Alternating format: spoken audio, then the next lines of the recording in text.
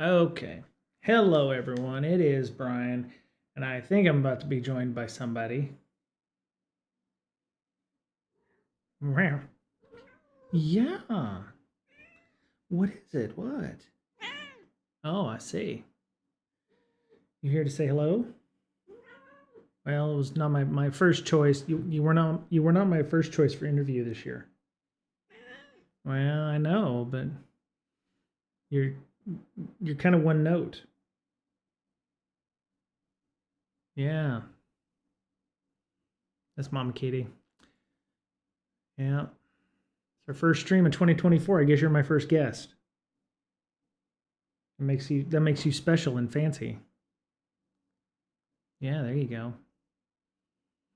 So what are we going to talk about? What are we going to talk about today? We're going to talk about. Did you lose game? Did you lose money on the Jaguars game? Yeah. Yeah. There we go.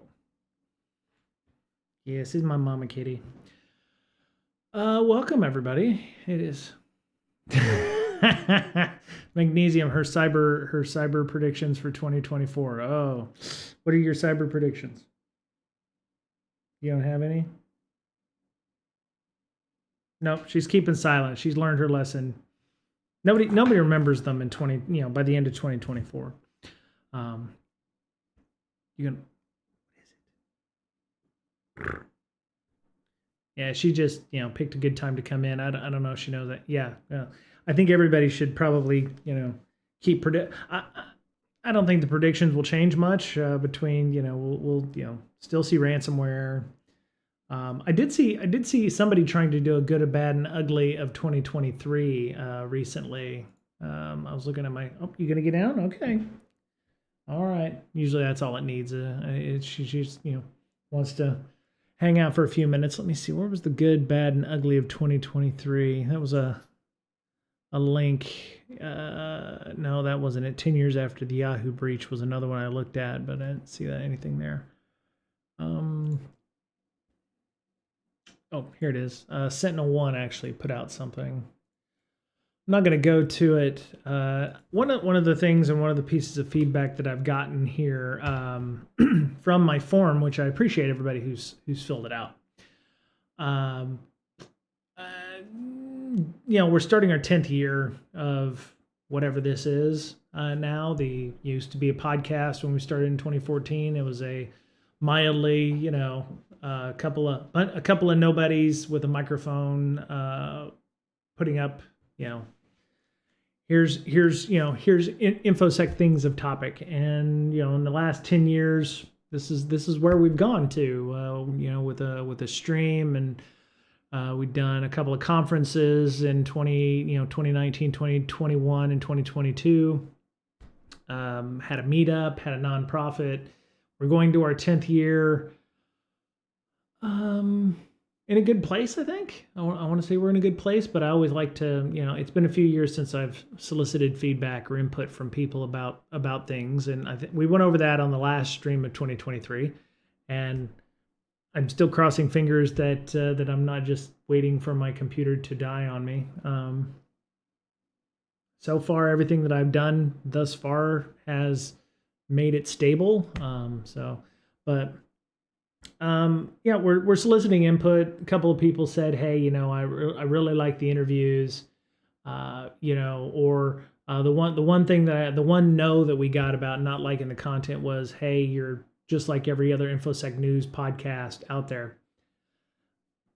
That's fair. It's fair. And what I'd love to do is to not do so much news, but I can talk about what I want to talk about, but that may not be security related anymore, or to a lesser extent. When we started 10 years ago, me and Mr. Betcher were two, for all intents and purposes, security analysts at a company. Hey, Walt, how you doing? Good to see you. Oh, it's going to be retrospective. What do you think was the best and worst breaksec hot take in the past 10 years? Oh shit. Best and worst breaksec hot take in the past 10 years. Jesus, we've done so much shit in the last 10 years.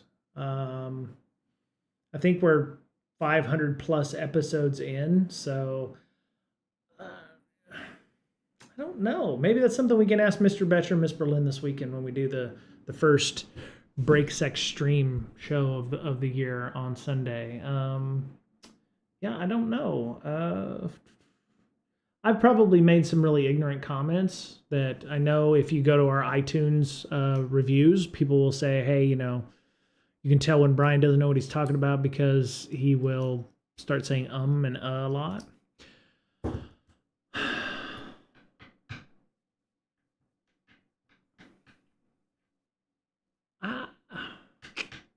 I don't know if I had anything specific that I would call up, but if anybody has been listening for the past 10 years and you said, oh, hey, Brian, what about blockchain or something? Yeah, I'll take the blockchain reference. I still think that there's people who are treating it as snake oil. It is what it is. I think a lot of maybe my bad takes have been because I didn't know better. I mean, I think with age comes wisdom. So you've got, once I've been on, with regards to security, I've tried to be a red teamer, I've tried to be a pen tester, I've tried to do blue team. I've done more than a bit of compliance. I've been, okay.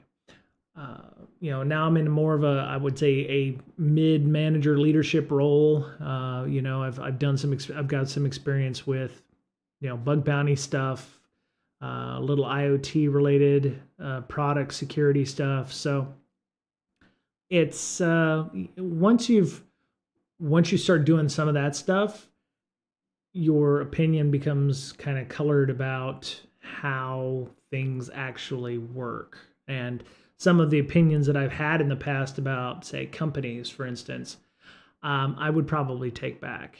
But I mean, that's why we have our disclaimer on our stream, on audio stream, our past, present, and future employers, our opinions are not, set in stone. It can change with new data. So some of the things that I said probably back in 2015, 2016, early on in the podcast, I would definitely say, yeah, don't listen to those. But a lot of the topics we had in the podcast back in those days was somewhat evergreen. So,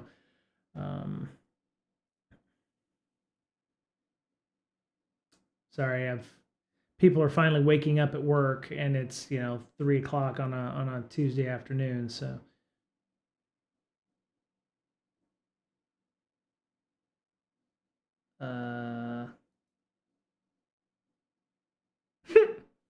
okay.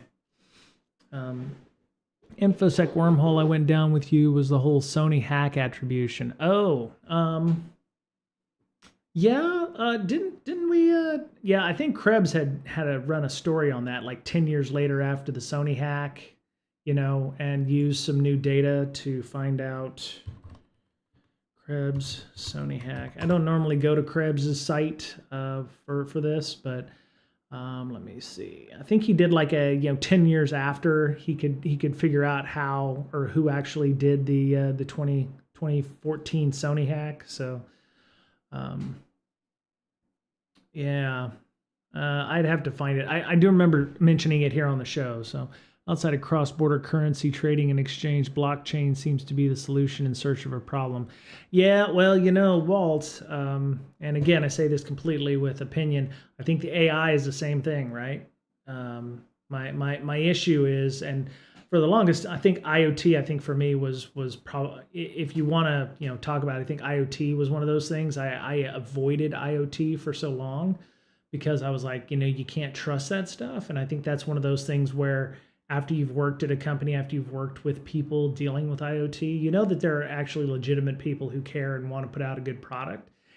It's size, weight, and power that causes the majority of ongoing issues with things like IoT. So you have to, once you understand those kinds of things, and the threat model involved. I think for me, I think the absolutism, I think once I let go of that and realize that I can't care about everything I think that was freeing a little bit, right? Uh, you know, I have at least five.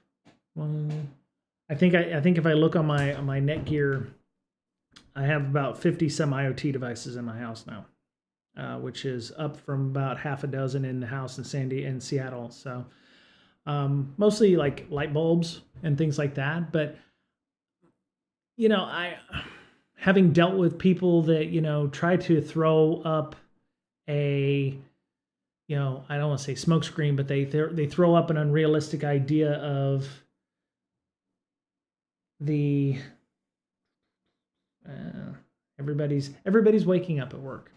The unrealistic threat model, right? Oh, they're gonna own up your stuff and what have you. And when you start asking questions, especially from a threat modeling point of view or a threat actor point of view, and you realize, one, they have to be sitting outside in a van that says free candy on it.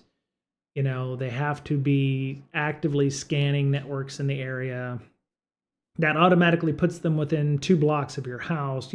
Once you start thinking through exactly what it takes to do, or you get reports or you get things from people, it's like, oh yeah, just compromise their account, or you just need to have admin on the box, and you're like, well, if I already have admin on the box, I'm not going to spend all my time doing this crap vulnerability that you're doing. I have admin, so I don't need to do this, right? I can do whatever I want. So I think I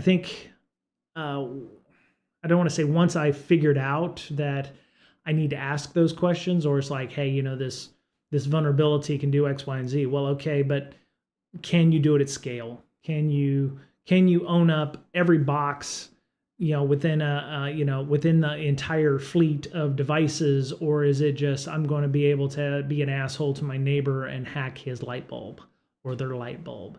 And if we're worried about the asshole neighbor, then yeah, that's legitimate, but it's a one-off kind of thing, right? You can deal with that as a company, a one-off thing. Either you push out an update for somebody, but it's ones and twos. It's not like I can sit here and affect millions of devices. Those kinds of vulnerabilities where I can sit here and affect somebody's device in Kuala Lumpur, for instance, remotely. That is a different kind of vulnerability altogether with a different kind of response. But if it's like, hey, my neighbor's hacking my stuff, well, then you get the police involved or whatever. We can push out an update for that, but it's a onesie twosie thing. And it's like, do you really want developer teams to be working on those kinds of things if they've got other things in the hopper? So I think that's for me, that's where I'm at. Took me entirely too long to segment my IoT from weird network, and there's still some issues I need to resolve. So I have at least 3 networks. So I have the Orbi, the Netgear Orbi, which is the nice fat. That's not what I want to show you. All right, fuck it. There we go. So the other thing was I had a real issue with. Yeah, here we go. These Netgear Orbis, the Wi-Fi systems. I like those. They're very robust, and this is not a recommendation. Well, it is kind of a recommendation because it's what I use. They have a 2.5 gig Ethernet port on them, as well as gig speed Ethernet on the satellites. See, the newer ones do, because I have an IoT network. It's called, Joe Bob Billy's IoT network, and then it's, my main is Joe Bob Billy, and then there's a guest network, which my work computer is sitting on, which is completely isolated from the rest of my entire network, because I didn't want to have to deal with anything from work, moving over. I think I can still print from the guest network, but that's it. That's that. I may not even be able to do that, but I don't need to print anything at home anyway.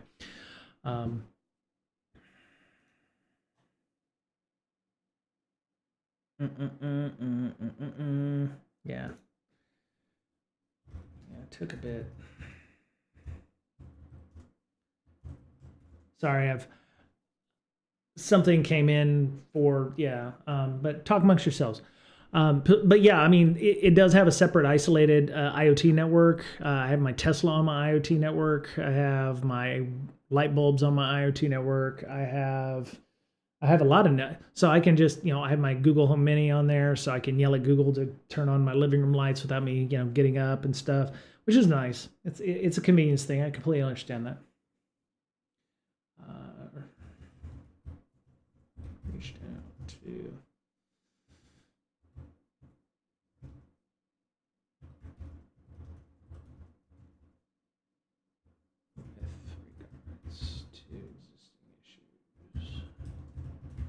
There we go. But yeah, either use your guest network for your IoT, which is what I've done in the past for the one or two devices that I had an IoT. But here I have it has a dedicated IoT. It's all 2.4 gig because a lot of the IoT stuff won't use 5 or 6 gigahertz. And WPA2, or it'll actually do WPA3 on the non one, but it's a good little thing. It's very robust, but it is expensive. As you can see, each one of these is about $599. They're not cheap. I have 2, and I was going to get 3 at the time, but yeah, these whoa, these are new. Jesus. 3-pack of those is $2,300. Yeah, I ain't that fancy. Oh, it has Wi-Fi 7 on it. That's why it's expensive. Okay. Wow, I don't need Wi-Fi 7 yet. I've got 6E. Yeah, I've got these right here. So, but I don't have a 3-pack. I just have a 2-pack. So, yeah, I mean, it's fast enough because I don't have symmetric 5 gig, which is one reason I got this, because AT&T had promised me I could get fiber in my house, and I live 2 blocks away from the last fiber connection, so I can't get it yet. So eventually I'll be able to use these for good. Same for me on work, wired connection dedicated via VLAN or firewall. Yeah, magnesium. When I worked, I started doing that when I worked at CrowdStrike, and then when I went to, because my wife was working at Microsoft. I was working at CrowdStrike, so, APTs are a thing. The last thing I wanted was, something to come through, because I was super paranoid about the CrowdStrike stuff. I didn't want something to come through my CrowdStrike box and then be able to laterally move and infect my wife's laptop. So I had a separate Wi-Fi connection, separate Wi-Fi router. Everything was routed. The only place that it touched was at the router when it was going out, so. My work computer has full-time VPN. There's a bug. I can print to a local printer using IPv6. Yeah, I don't print at work. I just find that it's easier to not have work-related items in a paper format here. If in the event I needed to do that, I would probably drive the 15 minutes to go and print something at the office. But yeah, I don't print stuff at work. I actually, shred and burn anything where I take notes about things. And this is the guest list that I'm working on right now. So, for next year. So, while we have people here, let me see. So, I've been keeping track of people that I've wanted to have on the show, and Kevin Johnson. I think I mentioned some of this in the previous stream as well, but looking for folks. I think Edward Wu might be the person we're going to have to come on and talk about some AI related items. I asked on LinkedIn, hey, does anybody know somebody who has AI experience or knowledge without being, pimping a product or whatever? A couple of people had mentioned Edward, and Edward actually reached out to me and said, hey, I'd be more than interested to come and hang out. So want to see if we can get that happen and see what we can do about get questions answered, maybe clear up some FUD.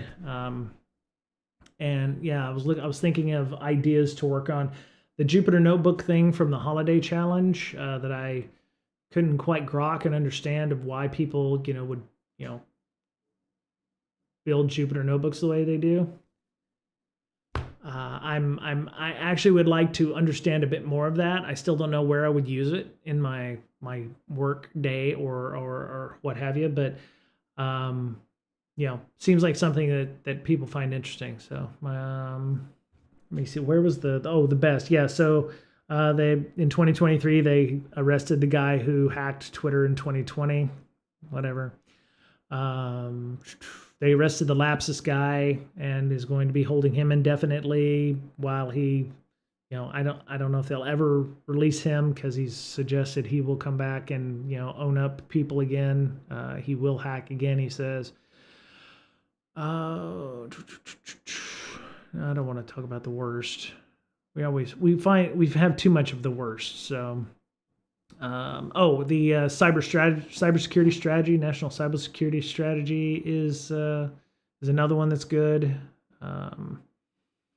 I think it's a step in a direction. I assume that it's probably in the right direction. It's not something that, it's good that the government is doing something to assist in some guidelines or something to hold people's feet to the fire. Schools, healthcare, energy suppliers, food production outlets are all weak against these kinds of attacks because they don't consider themselves to be specifically like schools and healthcare. Who's going to attack a hospital? Well, a lot of people apparently now do so because it's very lucrative, including places like China. Schools, there's a lot of PII there. Some people just do it for the lulz. I have April Murdoch on my list of people I'd like to talk to again because it's been almost 3 years post-pandemic problems. So I'd like to find out from her what's changed in 3 years. We had the infosec folks on a couple of years ago. I would be interested in seeing any kind of moves or changes that like the Seattle public school system has done to address these ransomware issues or to address those threat actors, or if it's still the same shit, but same stuff that was happening before and during the pandemic, and now it's still happening afterwards. So, is my stream running on? Yes. Okay. Good. 2023, 2 major hospital networks hacked here, and the major school board breach. Yeah, I mean, we talked with April on the show, and we talked with Nathan McNulty and one other person that escapes me right now. But it's basically the same thing with the hospital. We're here to save lives. Every $100,000 that we spend on security kit means we have one less doctor or 2 less nurses. Well, 2 less nurses, probably, 1 less nurse and half a doctor, that kind of thing. Or, every budget, that from schools that, we're paying for kit is 1 less teacher that we're going to have to fit in a school system. And, they have to teach children. So it's one of those things where you probably could get budget. It just has to be super, has to just be super focused, and it has to make sure that the return on investment is there, right? So, yeah. A couple of other things I wanted to do with the stream. We do a lot of security stuff, and sometimes maybe we could do a movie day or something like that, or watch some videos about things. I have I would love to get people's ideas about things they might want to do. I'm not saying we're all going to watch Hackers because yeah. Are you back? Is it part 2 of our interview? Come on. There you go. All right. Meow. Meow. Yeah. Meow. She does this a lot. I'm not saying it's a bad thing. No, it's a good thing. I love it. And people love it. You're more popular than I am.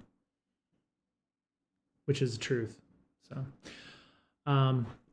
but yeah, I'd love to do some other stuff. I'm actually looking at doing things outside of security because I'm trying to figure out whether or not I can do those things on this stream or if I should have a separate stream. So I'm working on a couple of YouTube channels that to build that stuff, and I'm also looking at building some training too. So, hey, Beta Wolf. Hey, I'm not. So Beta Wolf, the thing we were talking about that I said I wouldn't mention. I'm not going to mention it. But so far, nothing has happened.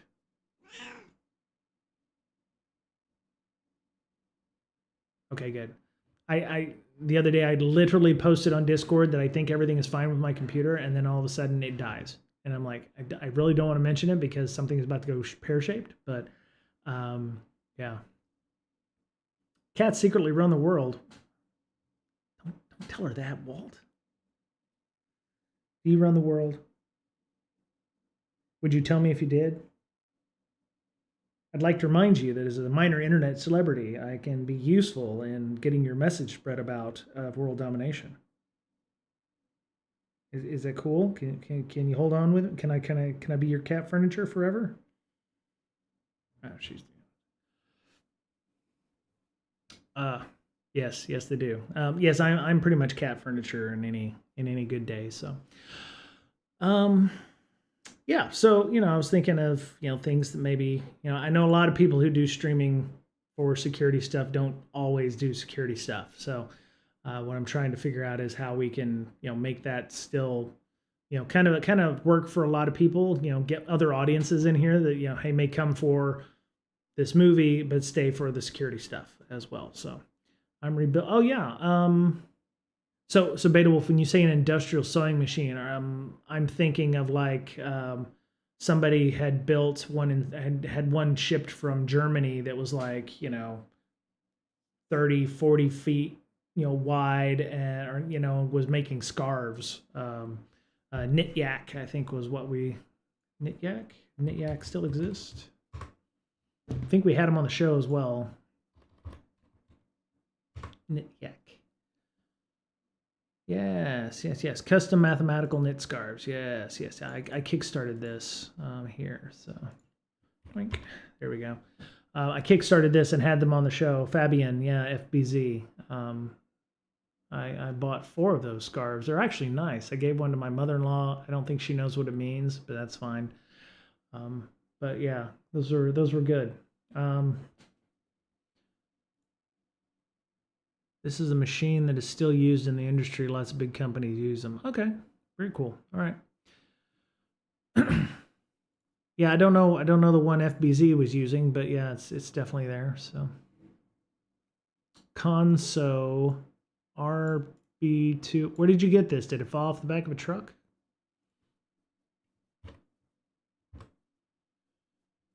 Oh no, it's small. Okay, this one is. I don't want to say. Oh yeah, this one is small, but this is what it looks like. Okay, images. No images. There we go. There you go. So that's what it looks like. Kind of reminds me of the serger machine that my grandmother had in her sewing room. So, yeah, this one that happens to still be an industry standard. Well, sure, I imagine they don't go out of style too much because as long as they do what they need to do. That's very cool. Yeah, my grandmother had an old Singer sewing machine, or not similar to this, but my parents used to work sergers and work. Yeah, you can do leather depending on the size of the needle and everything. So that's really nice. It doesn't run on software though, right? It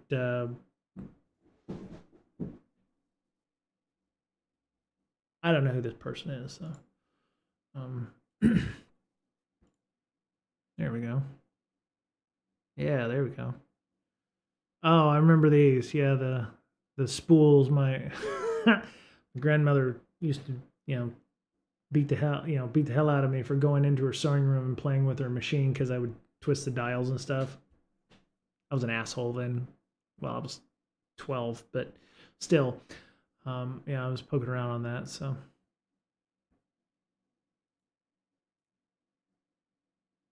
Really, $1,500 to $2,000. I'm in the wrong line of business. Jesus. Oh my God, that's nuts. Let's see. Let's go. Oh, okay. Conso. I want to go buy one. Let's go see. Buy online. Oh, we can get one on Fleabay here. Okay. Oh, wow, you're right. 1,700. Yeah, there you go. Here's an RB5. You said an RB3, right? Yeah, RB3. A lot of replacement parts. is it functional? Is it functional Beta Wolf? Oh, you have the 3. Okay. Is it functional, or are you having to like machine new parts, or like print them, 3D print them? Ah, okay.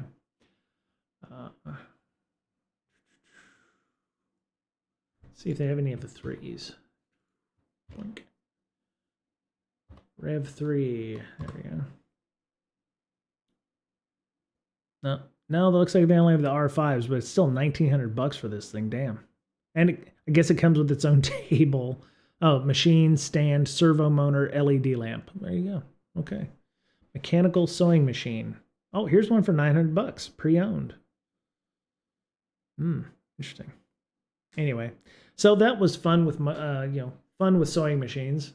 My brand new show where we talk about sewing machines with Beta Wolf. No, I'm just kidding. Yeah. So I still want to do the Rust stuff, but I think maybe the Rust OS thing was a little too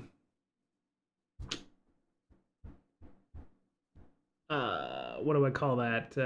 Much of an overachiever kind of thing. It's not even a basic thing. So maybe creating something that, I see a lot of folks talking about Rust and things like data analytics, and which made me think about the Jupyter Notebook thing the other day, as well as so maybe we find a big data set like phone numbers, or not phone numbers, but area codes or something. Find something that is useful, because I don't want to buy a Rust book, because if I buy a 4-year-old Rust book, I have to learn 4-year-old Rust, which means the new stuff is not going to be included in there. I think that's pretty predominant for any programming book, which is one reason I have started suggesting people don't buy the Humble Bundle stuff. Yeah, for $19 you can get 25 books, but 15 of those books, I love Dave Kennedy. Everyone has had the Metasploit book, but the Metasploit book is mostly useless at this point. There's a number of books out there, like, unless you're buying the book to get access to something like a GitHub repo where the updated book is available, maybe a Rust study group, 2 to 3 streamers, you all jump on this stream, go over a topic, learn it, and then implement it in a fun little program. I'm not against that. Are you one of the 2 or 3 streamers, Beta Wolf? And would you be able to come on at a regular time to do so? I think you were one of the ones learning Rust in the Discord chat. So I don't have a problem with a Rust study group. Could be, I'm down for that. Well, if you can, meet me here at 3 o'clock-ish on a Pacific time on a Friday, that would be ideal for, an hour and a half or 2 hours. Maybe we can talk about that offline. I don't have a problem with that.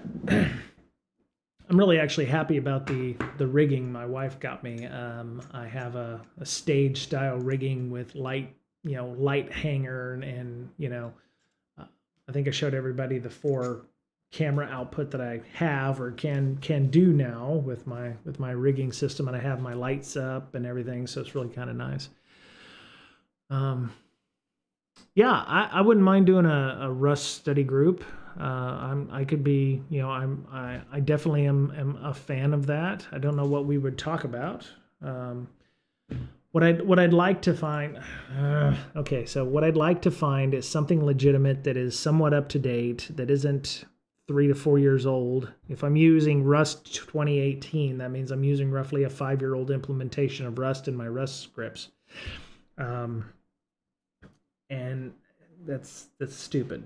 Yeah,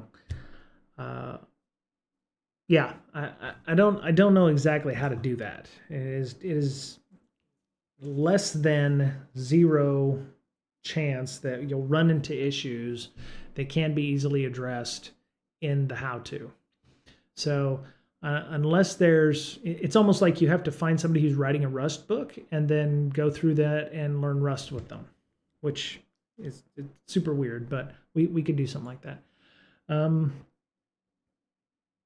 So Beta Wolf, I'm down for that as well, but I don't want you to commit to something you can't commit to long term. I'm assuming we would have to spend a good amount of time together on Fridays or what have you to do so.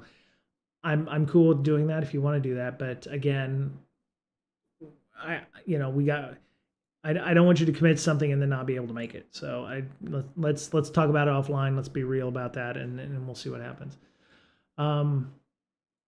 Let me see. What do we got coming up? Tomorrow night, if you're in the Seattle area, is CSEC East. They're meeting at the food court in Bellevue.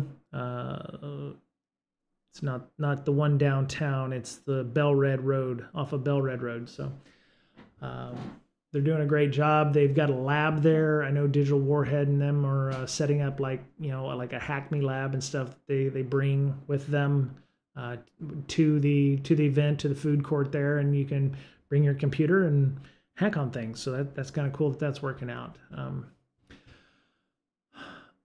I saw this today. So apparently Steamboat Willie is now public domain.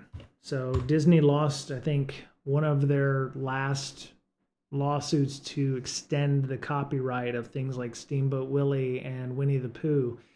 And so I saw a couple of memes online today with the Steamboat Willie character doing some,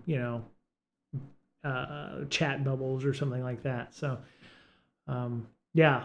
so what they say, earliest incarnation of Mickey Mouse and Minnie Mouse entered the public works in 2024 through Steamboat Willie and the silent versions of Plain Crazy and Gallopin' Gaucho.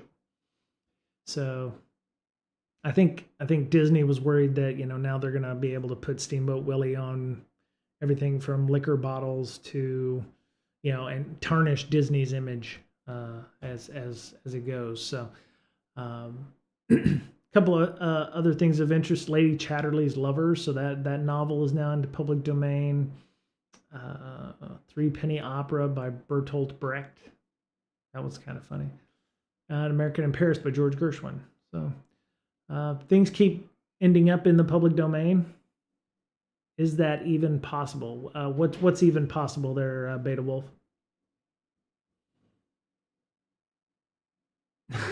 Well, I don't know. We've talked on the show here quite a bit about reputation damage no longer applying, right? Companies breached. The playbook is, we're really sorry. Your security and privacy mean a lot to us. We're really sorry. Here's 1 year free credit monitoring. The stock drops 10 to 15% and then recovers 20% in the next, 6 months to a year or whatever. I don't think the only thing I can think of is Disney might put out a C&D if, it was something particularly egregious that Steamboat Willie was doing. But at the time, I think they were super worried about that. But as we've seen, they've gone beyond, I think, that incarnation. So nobody's going to even know who that was. By the way, Mortimer Mouse was actually the original name of Mickey Mouse. So learned that in a trivia contest the other day. So yeah. Let's see what else. Now, they didn't have a lot of bests here for Sentinel-1's blog. It was just, bad guy got arrested and national cybersecurity strategy. Those were really only two bests that they had. Misuse of Steamboat Willie is the last of Disney's. Yeah, you're right, Walt. I mean, they've got bigger fish to fry than somebody using something that's in the public domain now. I mean, technically, they don't have to own it. They don't have to maintain it. They don't have to worry about it. It's almost like declassifying classified material after, X number of years. I mean, if, holding on to things that are secure just builds up that ball, that Katamari ball, if you will, of, junk that you need to protect. And, the more stuff you have to protect, the easier it is for leaks to occur or issues to occur.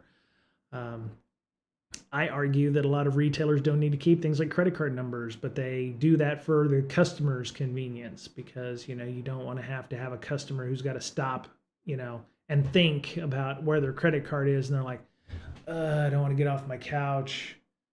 Fuck it. I'm not going to buy it. That kind of thing. That's lost for them. So, being able to store that credit card information, you don't have that second where the customer thinks, is this worth getting up and going and getting my credit card, or what have you. So, I understand that need on both sides, but yeah, it's just interesting. So, let's see if they have okay. So so they didn't even have a good, a bad, and ugly. They had best, worst, most ugliest. So, yeah. So even in our, that's the one thing that I think somebody had mentioned on they didn't like the content because it's just another news podcast. That the other thing was there was a lot of negativity in the news, which I was like, yes, I 100% agree. So, so we got some programming stuff. Let me write that one down. That way I don't forget it, Beta Wolf. That's another thing I'm trying to work on now that I've kind of gotten my ADHD stuff working. So we're going to do some Rust study group. There are no wrong answers here. So study group. What I'm hoping for, one of my New Year's resolutions, to have at least 15 interviews this year, and that may mean I'm going to be engaging some PR companies that reach out to us for people who come on. So at least 15 interviews this year, which I think we were probably a bit lax on last year. And what I want to do is I want to try to find people that somewhat interesting about various different things: SecOps, DevOps, SecDevOps, SecOps Devs, Dev, SecOps, all those fun names and stuff. Some AI folks. I definitely want to have more than a few AI folks on, just to kind of see different methods about how that's being used or worked on, or maybe the pitfalls of it. Maybe somebody who, I don't want to say is anti-AI, because I don't think we're going to be able to do that. But yeah, and maybe have recurring people. For credit cards, you can store tokens from the CC provider, therefore you can't leak the CC number. We used to do that before outsourcing the whole thing. Yeah, I think we talked about tokenization a couple times on the podcast a few years back. Yeah, I mean, ideally, yeah, you're not storing the CC, you're storing the token. And in a perfect world, that's all you're storing, and you're not storing the necessary bits. So 15 interviews, right? Discussion on OAuth type items, MFA. Maybe I can get some. I got a couple of friends over at Okta. Maybe we can kind of have them come on and talk about stuff that isn't having to do with their breach stuff. But yeah, I'm also going to be trying to volunteer with B-Side San Diego. They have a meeting on the 11th, so I may end up doing something, a few things with them with regards to the conference there. And yeah, here we go. And working on video and audio editing for content creation. So,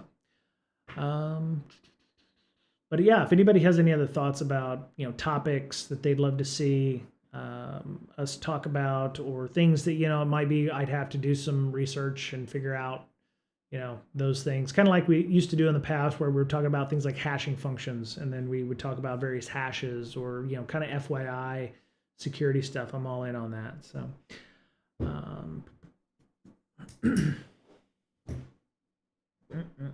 how's everybody's day? This was like the first real day I went back to work after being out for 2 weeks, and got to tell you, it was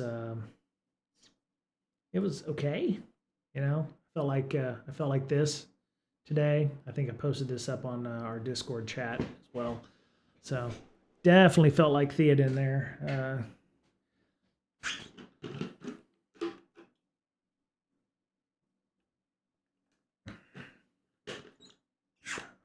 we go.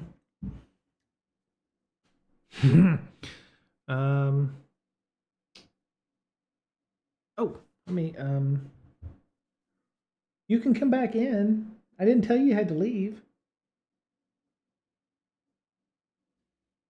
You gonna get back up here again?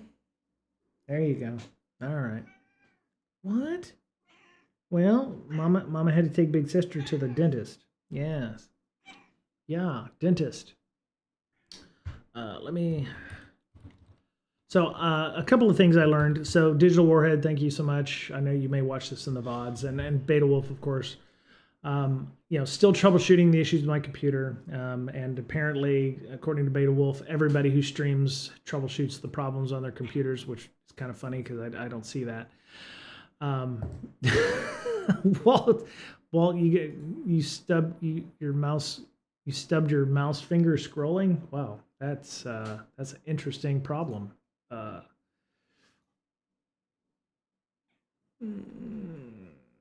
Okay. So apparently in Windows 11, because one of the things I did was I upgraded from Windows Home to Pro, 11 Home to 11 Pro. The startup functions in Home and Pro, if you go to the resource monitor, which you can't see, but there's a bunch of startup stuff in the task manager. It's not everything that's in the task manager, unfortunately. So I ended up having to go into MS config and finding several items that I don't know if I can show that, but we'll see. Application window capture. There we go. MS config. Ha! There we go. Okay, so yeah, this is what I went to because I'd started reading about the clean boot thing, which I've never done before, as part of the troubleshooting efforts. And here in the services area, one of the things they told you to do was you turn off all and hide all the Microsoft services, and that leaves you with various things that don't show up in the task manager, like NVIDIA Frame View SDK service and NVIDIA Local System Container and NVIDIA Display Container LS. I don't know what LS stands for. The Realtek Audio Universal service. I turned off the Intel management stuff because I don't use WMI for that. So far, I've not had any issues, but the first thing they said was to disable all of this stuff and reboot, basically. And then also in your task manager to disable all of that as well. So, the only thing I've turned back on is the Focusrite because that's my audio bits for my microphone. And so far, everything seems to be working fine. I haven't seen a reason or error message for any of these to come up. I had turned off the Mozilla stuff, and I don't know where the Google update stuff came from, but yeah, so far, I don't know. Maybe it's there's something wrong with the display container or this local system container. Okay, display container, local system, and then local system container. Judean People's Front and People's Front of Judea here for the NVIDIA stuff. So I don't know if it was the NVIDIA stuff that was causing the issue, but I disabled everything video related, and it's just pretty much funny. So far, God, I don't know why I'm talking about it. It's just going to happen, and it's going to be self-fulfilling prophecy. So anyway, Beta Wolf, that's so far what I've done. Everything's been fairly stable. I had a bunch of test streams where I just kind of turned on OBS and turned on, test streaming for like 12 hours and let it just run all by itself and had no issues. So cautiously optimistic that I've figured out what's going on with this, but I'm loath to buy another NVIDIA chipset again. With the latest changes that like OBS and others have done to support other codecs or other chipsets like the Intel Arc system, which are actually cheaper than some of the NVIDIA chips. I'm thinking about maybe doing that. Motherboard CPU replacement, you see, I bought a motherboard with the idea that I would replace it, the original CyberPower PC one. And I did all this stuff and I was like, I'll wait until this fucks up again and then I'll do it. But I actually had another 3060 that I bought, an NVIDIA chip. The Intel Arc. I saw those. They were a couple of $100 cheaper than everything else on Newegg. So I just found that I just found that interesting. So, the clean boot option seems to be working fairly well. I just only enabled the things that I needed, and went through it that way. So,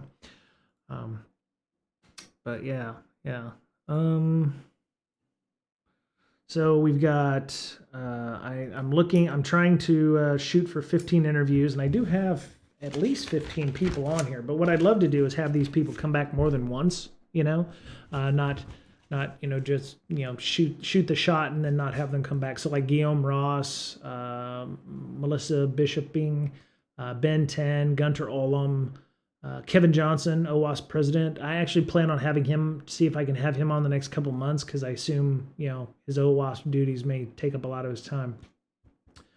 Florian Roth about Yara tools, so being able to make detection tools. Chris Zabritsky created something called a Yara generator for Yara generator rules. Want to have Lady P on again, because she's doing a lot of stuff with creating AIs and working on fake audio and videos. Well, not fake. It is fake audio and video stuff, but where she actually made my face or made my voice using this here. So, but yeah, I'm just looking at people that are posting up stuff on LinkedIn and kind of adding them to a list. Charles Shearer, so BSD Bandit. I'd love to have him on a couple times because I really like his positive outlook on life, and he has a stream as well, so we could do some kind of dual hosting kind of thing there. See if I can get MT Taggart on. So MT Taggart, met him in real life, and he's got the Taggart Institute now that he's doing for learning, that he's building content himself, which I think is pretty awesome. Yeah, so as I've always said, the stream is for you. So if you're not seeing content you'd like to see, I'm more than willing to entertain things. Just don't ask me for Satya Nadella to come on the show, because it's never going to happen. I actually did reach out to Sam Altman, because somebody said, hey, try to get Sam Altman. Yeah, I'm not getting any replies, so I wouldn't worry about it. Oh God, I'm gonna catch hell now. Hey, Lady P, how are you? I am fine. I don't know if you just joined, but I said I want to have you on the show because I have you right here on my list of people I'd like to have on the show at some point in the future, to re-interview you, to talk about things you've been working on and projects and things. So you're on my list, and I said I wanted to have at least 15 interviews, so you'd be one of those folks. So yeah, I started an hour early. Yeah, I hope you were holding it upside down. I seem to read it. Oh, look, you're right here now. Oh, at the top of the list.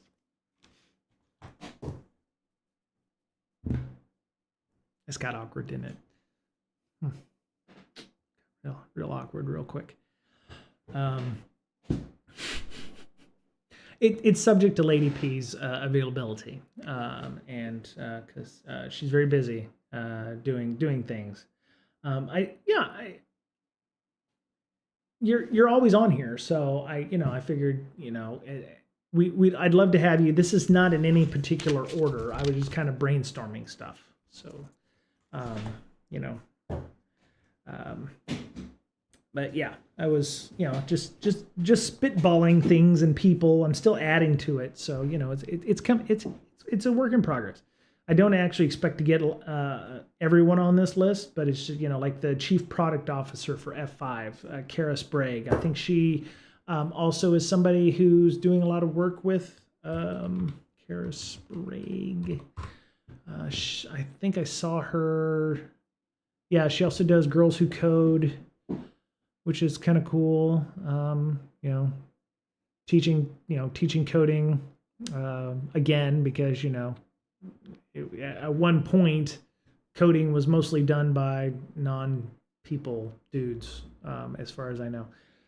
There's several memes out there about the lady who put the man on the moon, and it's got like this big tall of stuff.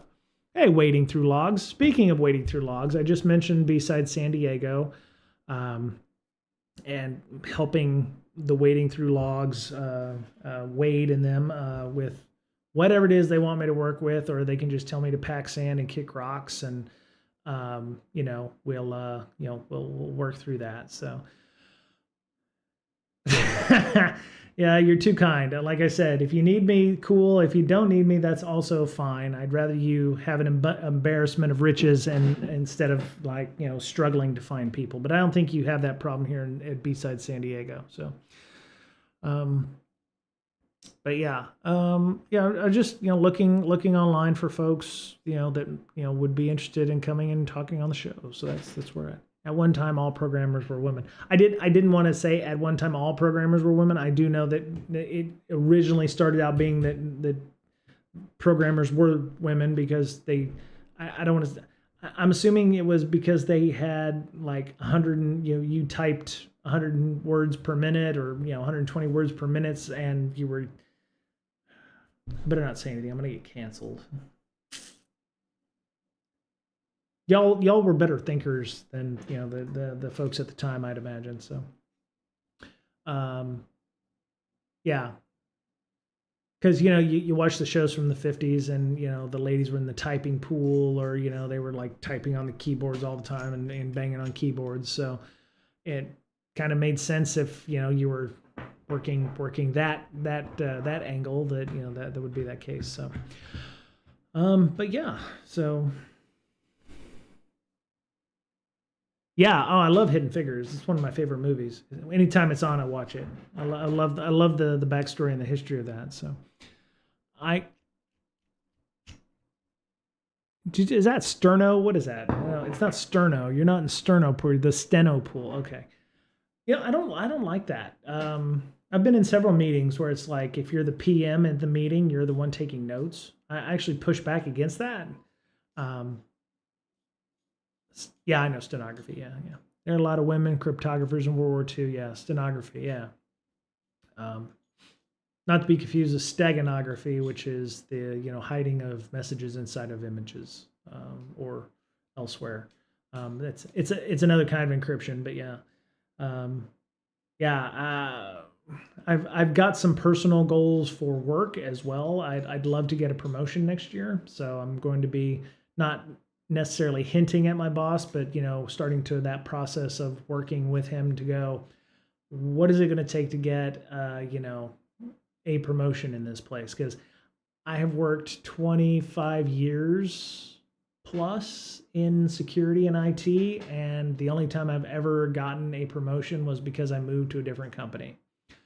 So he swears that there's room for mobility and in the company, even in this volatile work environment. And so I'm interested in seeing what that looks like and put their money where their mouth is. So I was a cryptographer in the Cold War and the drug war. Does that count? Yes, every war counts there, Lady P. Also going to be having Ms. Bat on at some point. Oh, why don't I not have her on the list? Okay, I'll put her here too. Ms. Bat. To talk about hiring and stuff. So reached out to her and said, hey, yeah, we're going to have her on. She was made redundant by the latest merger of VMware and... It's not Carbon Black, it's VMware and Broadcom. And so we're going to, thanks waiting. So we're going to have Ms. Bat on as well to talk about her job hunt and what she's doing to do that. I've seen a couple of people on our Discord channel actually using AI to write their resumes, which, I got to say, game on, man, because if recruiting and HR teams are using AI to immediately discount somebody from a position as not being qualified, why can't we use AI to level the playing field? So you're not about to turn 87. No, Lady P. What's that in God years or something? You got your God mode on. Straight up IDD QD, and then you're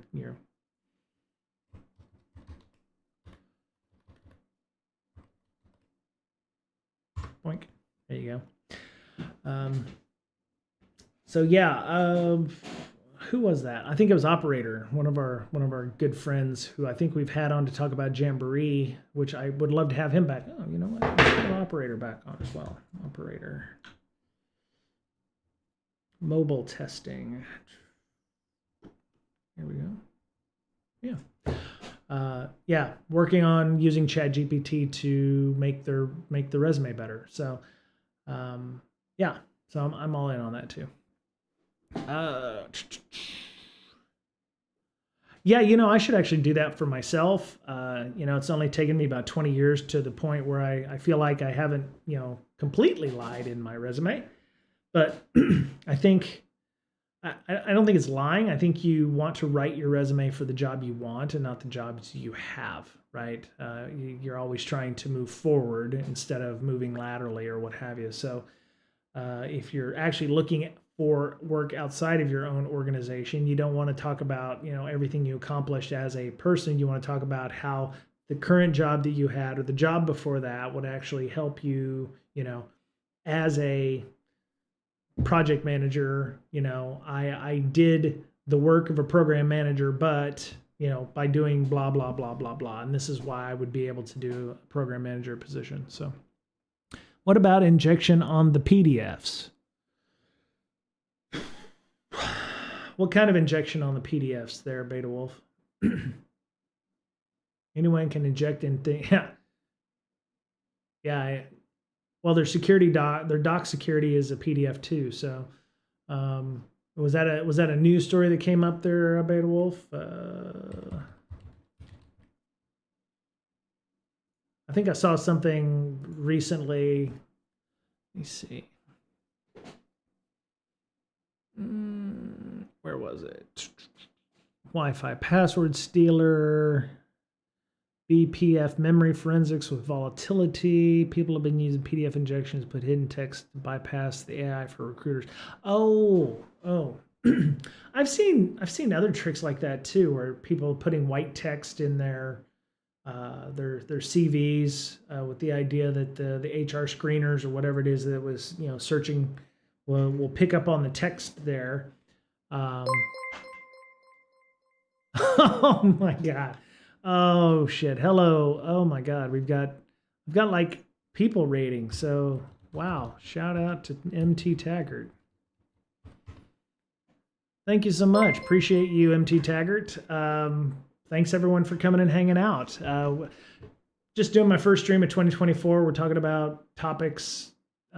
You've already come from MT Taggart, so you've got the best. Now you're settling for the rest here because he's pretty awesome. He's good people. Every time you say that name, it gives me, Peter Quincy Taggart. Yeah. Never give up, never surrender. Yeah. Thank you all for coming and hanging out with me today.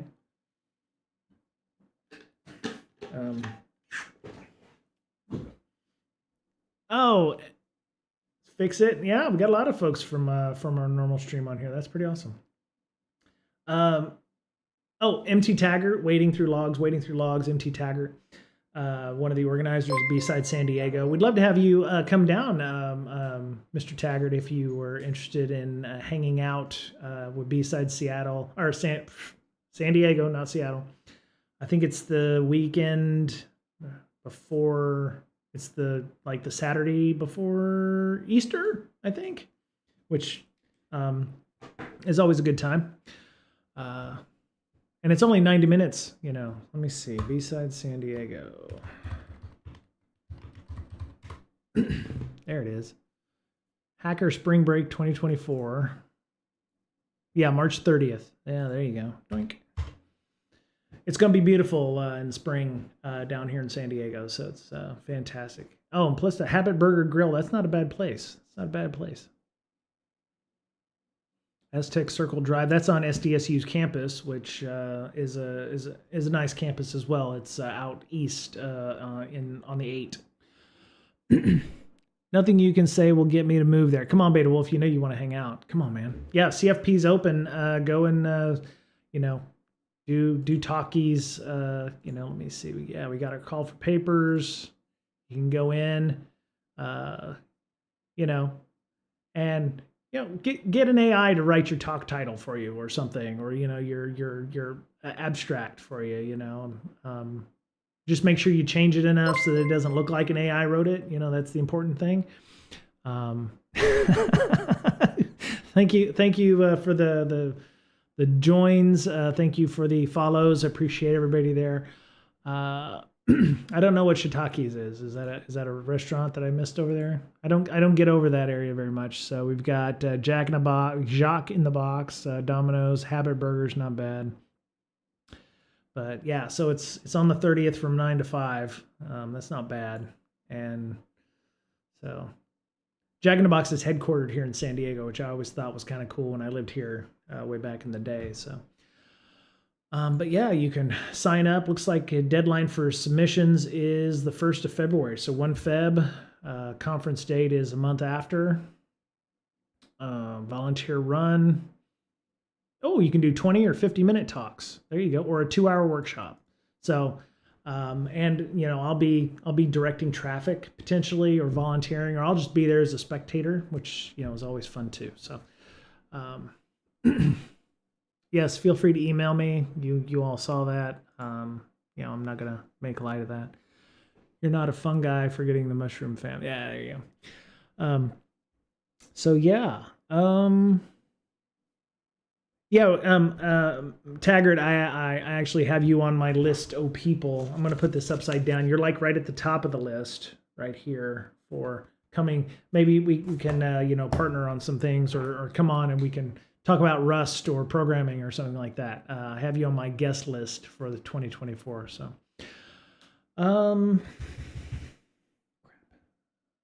screen locked.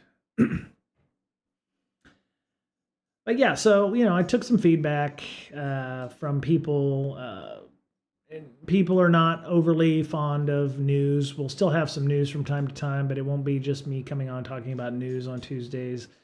Trying to figure out things to do. So, maybe we'll just say F it, and I'll play some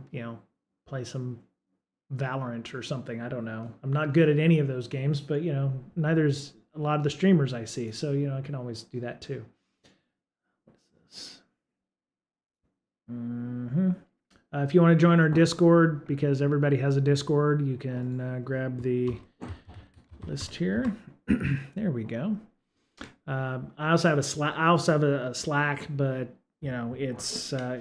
it's active as well in a different way for cybersecurity stuff. So, but we have a lot of things going on in the Discord as well. If you want to go and join that, so we have a code of conduct. Lady P's on there. We have moderation. We'll ban folks if necessary, but we haven't had to yet. So, let me see. Just for old timey's sake, there's a lot of good stuff on my Feedly that I saw this year. At least in the last couple of weeks, there's been memory forensics with volatility. So if BPF is the packet filter firewall for Windows. Thank you so much, Gustavo. Appreciate that. Thank you. There we go. And you can read up about kernel hacking with Linux. Oh, I'm sorry, it's not the Windows. That's Windows packet filter. I think it's WPF. But so yeah, it's an eBPF rootkit. Looks fairly complicated here. Wow, that's holy crap. There's a lot going on there. I don't even know how to begin with this thing. So you have FS watches. Oh, there's so many connections here just to make a rootkit. I wonder if that's because Linux is how it is, and yeah, there's a lot going on there for a rootkit for eBPF. So, I was reading through this one before we started the show, but it's a discussion on how to use volatility for analyzing rootkits in that respect. It's a nice write up. It's a bit of a wall of text thing, but all of it's on that page on GitHub, so you can go and take a look at that. Let me see. Oh, goodness. How did everybody have a good year? How was their holiday? You know, everybody who's watching me right now. If you've never met me, introduce yourself. Tell me where you're at. I'm in San Diego, obviously. Moved here 7 months ago from Seattle. A lot of the folks Walt and Beta Wolf, I knew in Meat Space up in Seattle. So go to B-Side Seattle too. I think they're going to do a 2-day event if you just want to go to a nice, 300, 400 people B-Sides. That's probably the largest in the Pacific Northwest. Go check that out. B-Sides Portland's also another good one if you want to go to that one. One of my other things, I was planning on trying to go to PyCon or something like that this year as a non-security conference. Because I'd be completely lost. I wouldn't know what the hell's going on, which is pretty typical of security conferences for me these days. But I'd get to see what other people are working on, and if what security talks may actually be there or not be there. So, 100 Days of Yara Challenge. Oh, this was shared in Blue Team Sec. That's a good one. I don't have a Medium account, so. Interesting. Lady P, you don't live in hell. Well, your neighbors, I think, created a war zone around you for the holiday, so. Oh, you worked away. Your primary ISP is no longer AT&T. Well, that's good. See, I had actually run to AT&T because I would like to have fiber connection down here, 5 gig. Even hell, I'd love a 1 gig symmetric fiber connection. I can't get that here. I got 1 down and 40 megs up. So, but yeah. Oh, I've got secret messages on my Discord. Oh yeah. Yes, make them pay more than once there, Lady P. Yes, talking about her neighbors. But yeah. Yeah, I'm also, I may just bite the bullet and say, okay, this stream's not going to be about InfoSec today. So if you're looking for that, we'll be back next week. I've also thought about doing some solo role-playing stuff as well. So I have a separate YouTube channel for the VODs for that. But it may just be that you'll come on one day and I will be rolling dice as part of my my multi-camera output here. So. It's a catch-up stream, exactly. But yeah, so because I've multiple outputs now that I can use for various things, so I have my SLR hooked up now finally again on my output up there. So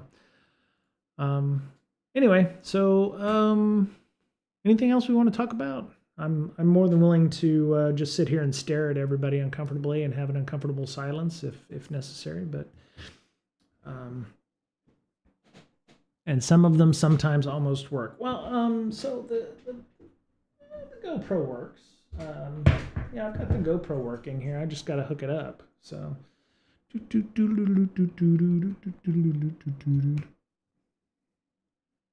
It's not bad. There we go. And then, I've got I was an Elgato whore for all of about 20 minutes, but, it works great. There we go. I can show a picture of me showing a picture of me. Lady P, no, don't do that. Yeah, so I've got my nice my nice camera here that I can, but yeah, so I've got production values now. I can look in 2 different places, like I'm interviewing people, that kind of thing, like, being a sensitive, being like, like a sitcom or something, where we've got the 3 camera output, where I can, do those things. I have a cat tree downstairs. How about a litter box? Could I put a cat litter box in my office? My cats won't. The problem is we bought a cat tree. They won't use it. I don't know why. They just won't use it. I haven't figured out exactly how to encourage them to use it. Yeah, I know. They just don't. It would be nice if they did, but yeah. Just be sure you take your toy off the shelf next time.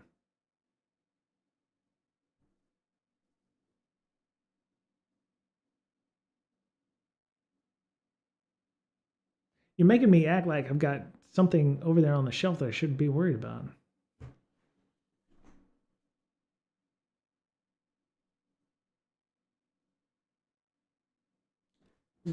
What do you?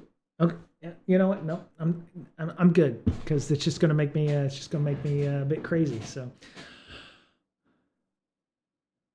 turn the camera. Yeah. I actually got those scarves in the soccer scarves. That's Porto. I got that one in Portugal. I got the Barca one in.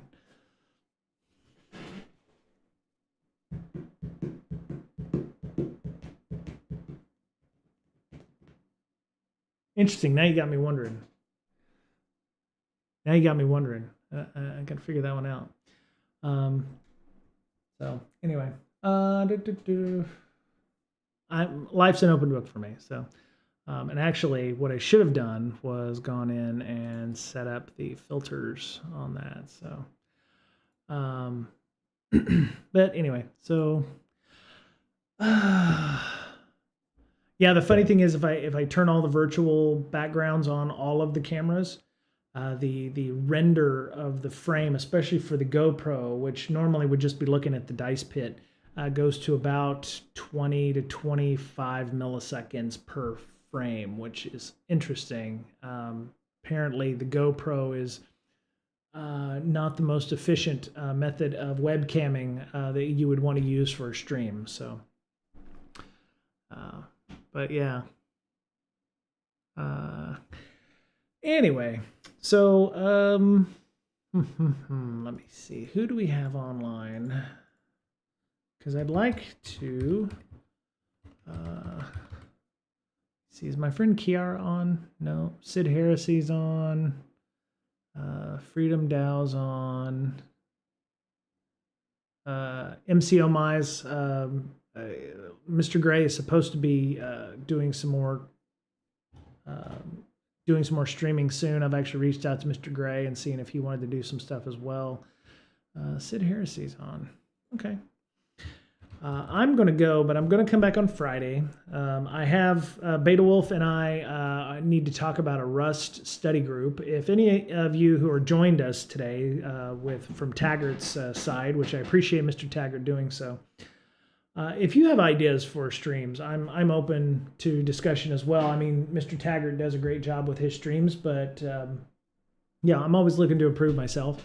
It's only taken me about 3 years of streaming to get to where I'm not sucking, and even so, it's just my computer that sucks. But if there's anything you'd want to see or interview you'd like to have, I'm pretty Ask Chat GPT. I could do that. Not to make jokes, but I got done tech reviewing a book that is, I think it's out on O'Reilly right now, and I thumbs down the hell out of that thing. And I was talking to another tech reviewer who was doing the book, and I've known for a few years, and I said, hey, as awful as this book is, you and I should write a book because we had a different idea on how this thing should go. And he's like, don't tempt me. So I went to Chat GPT and I asked it, if I was writing a book, what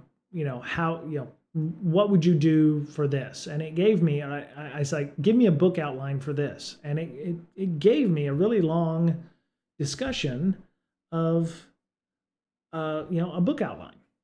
And I was like, wow, that doesn't suck. And I was like, it was laid out logically and everything. It was like, break down this problem into 5 different things. And then each one has 3 different subchapters. And I was like, holy shit, I could use this to write a book with. Not write the actual book, but use it as the framework with which to write the book. And to be honest, it was better than the book I reviewed online. So that was kind of funny.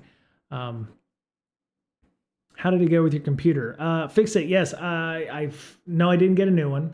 I've tried doing a clean boot implementation and disabling a lot of the NVIDIA stuff that was running on the system. I don't want to jinx it.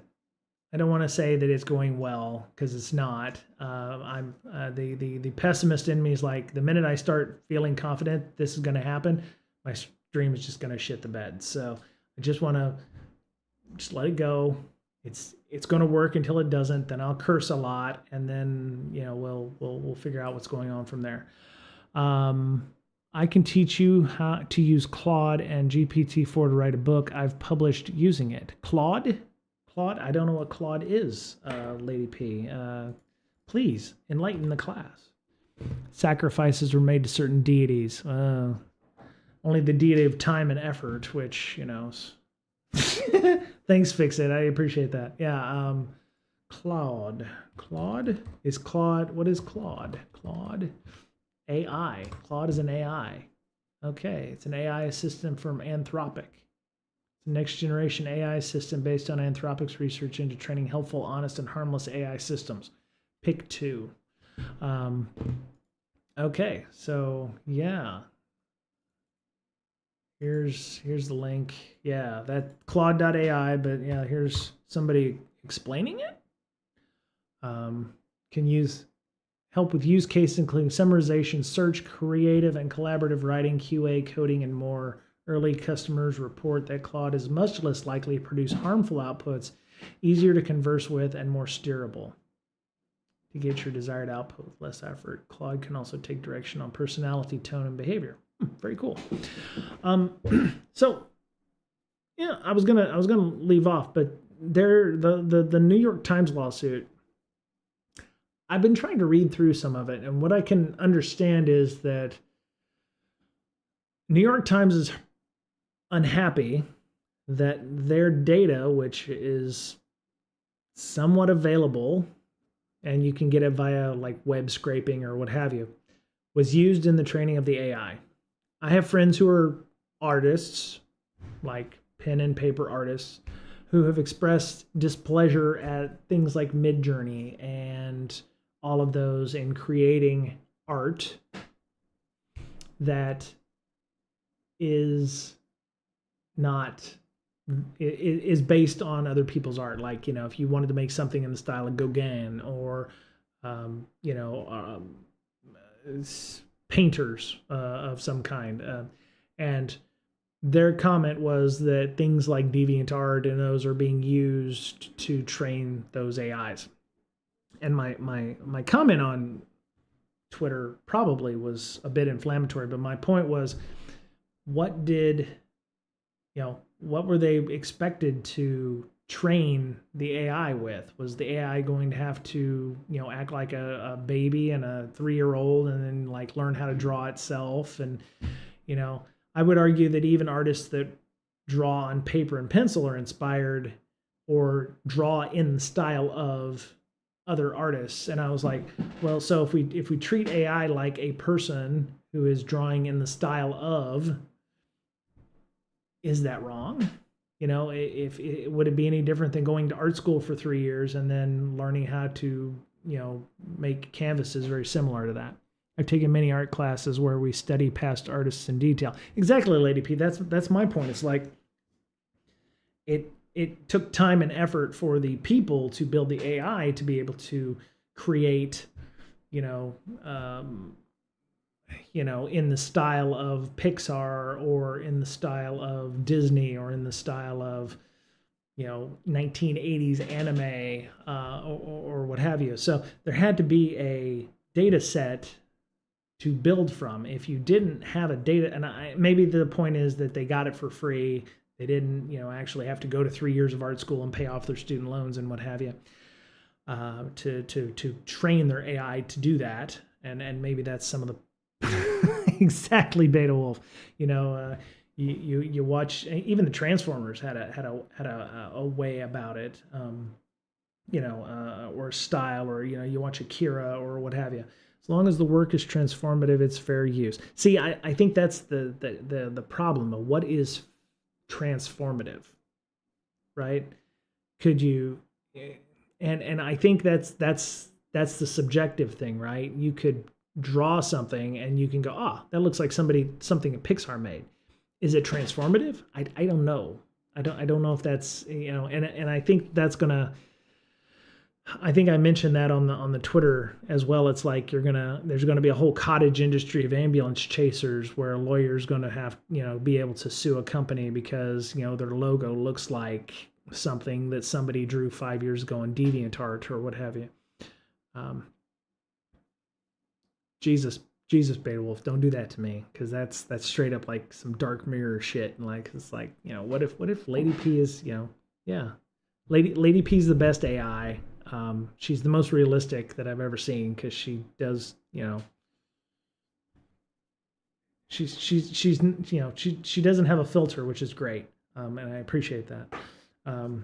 She's probably the most realistic AI that we've got so far, if that's if that's true. But I didn't. I didn't.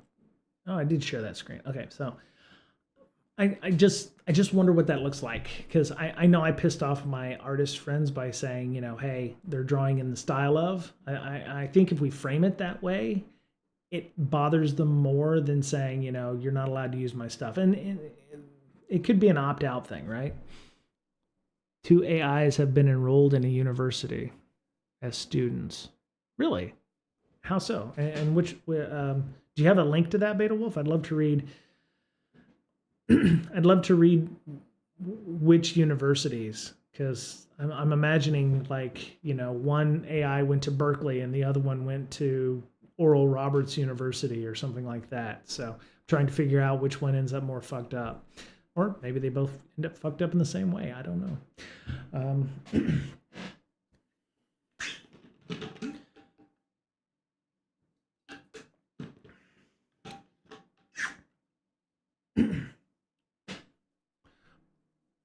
But yeah, it's in.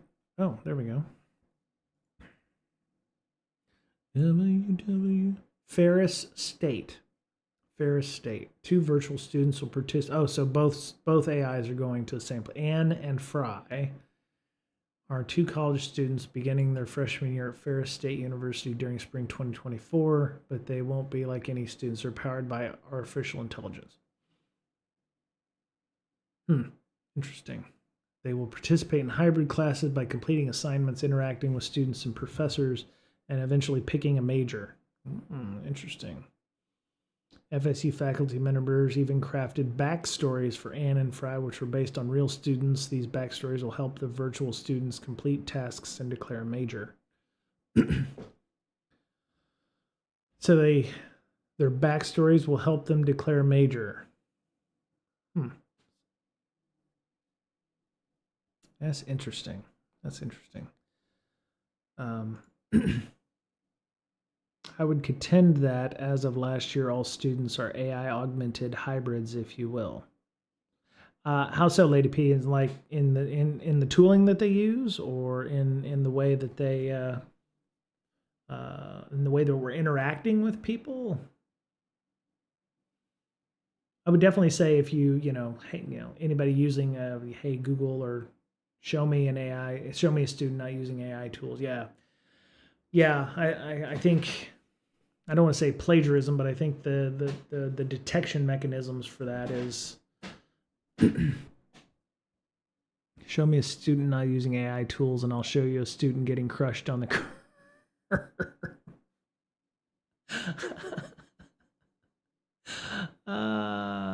That's true. Yeah. Oh, I didn't turn my hype boss on. There it is. Ferris State. What's so special about Ferris State? Oh, it's a leader in artificial intelligence education and can leverage expertise to use technology we teach to strengthen our ability to lead. It's interesting. So, you don't think I'd use Pro Writing Aid as a student? Sure, I would. Yeah. I've never done plagiarism, but if you ask a question of your personal assistant, I'm wondering about like the future is, are we going to train our own AIs? Like we'll have like a bare metal AI and we'll interact with that AI and we'll have our own personal AIs. I'm thinking like kind of like the future in my, along with my sci-fi RPG stuff that I was working on. I was like, what does an AI look like? Is it like, not to, I liked the program, but I hated the actor. So Andromeda Ascendant. So you have Rami, who's the AI.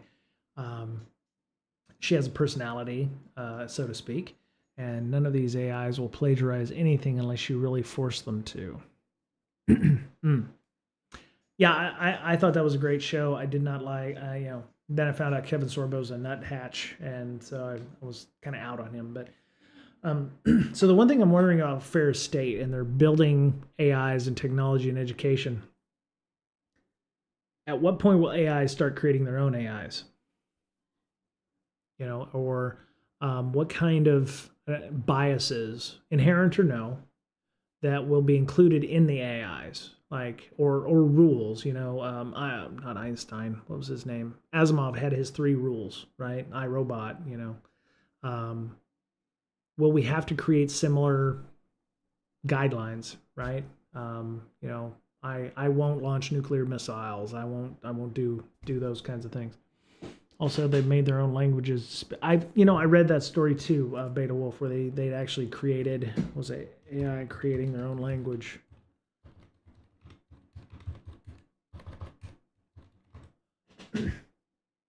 Yeah, here we go. The Atlantic, yeah. I like the Atlantic. It's got a nice long form article here, so. Yes. Yeah, Facebook designed chatbots to negotiate with each other, and they made up their own way of communicating.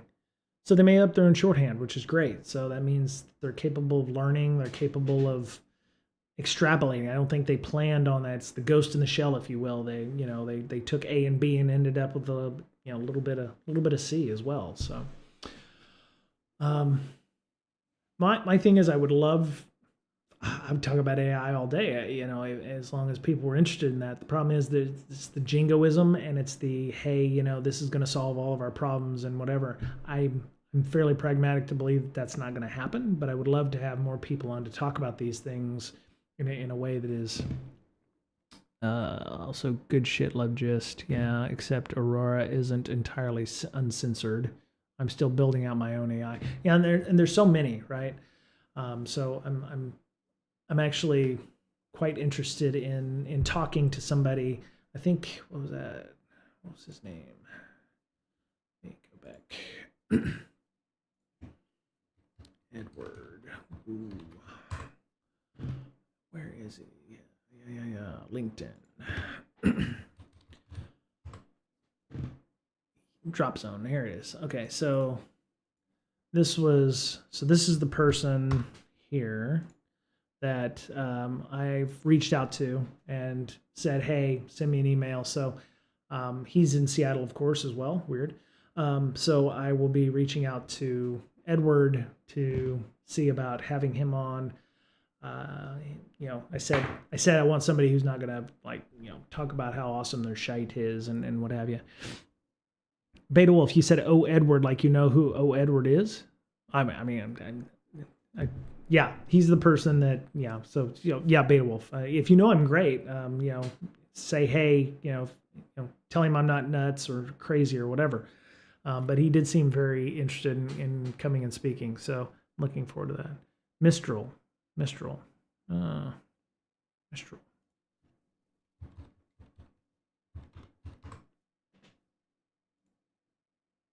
Open weight models, Mistral.ai.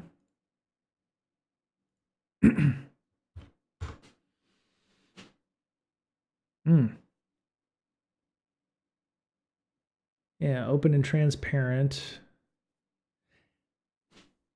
So the only problem I've got with these, the use of the words open and transparent is the same way that people in Linux use the term open and transparent. Like, you can look at the code, it's right there.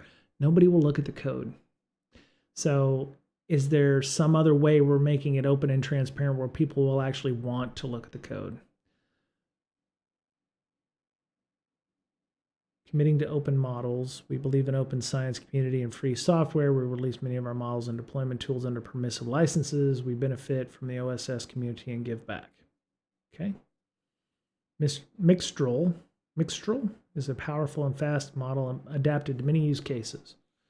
can outperform Lambda 2 70B on all benchmarks. Okay.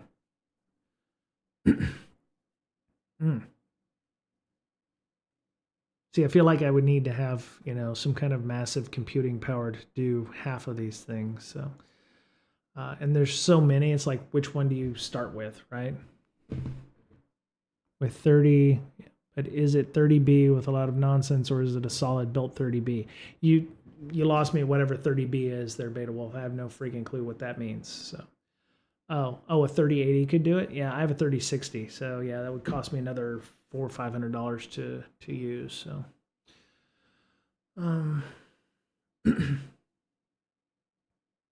oh, 30 billion parameters. Okay, wow. All right. Oh, well, they must be doing something right. They've received another 2 billion euro in valuation, so they have another 400 million euro in funding. So they're not doing too bad.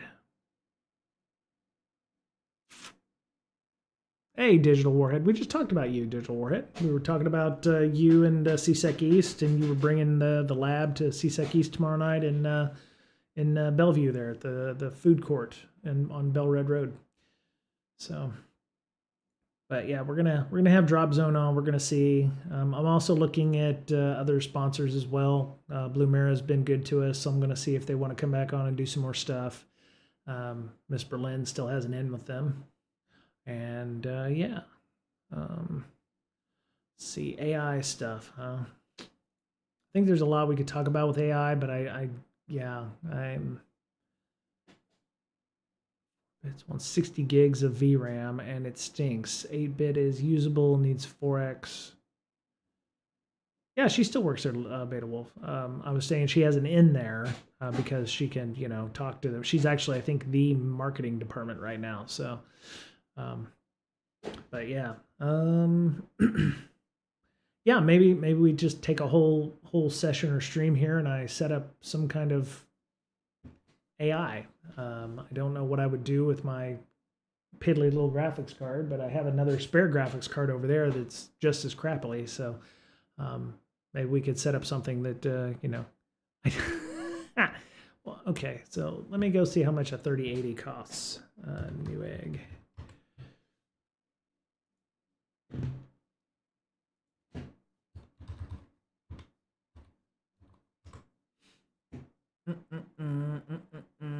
Okay, so yeah, only $800 a piece. That's not bad. Lady P, I already bought a card. I just sent one back, another 3060 that I used to troubleshoot my computer issues. So, yeah. Oh yeah, this is refurbished for $885. So yeah, $1,200 for a new version. So your own home AI is still probably a little out of the realm of most folks, right? Oh, runpod.io. Oh, let's go see what that is. Cloud built for AI. Globally distributed GPU cloud built for production, train, develop, and scale applications. Oh, it's not free. Yeah.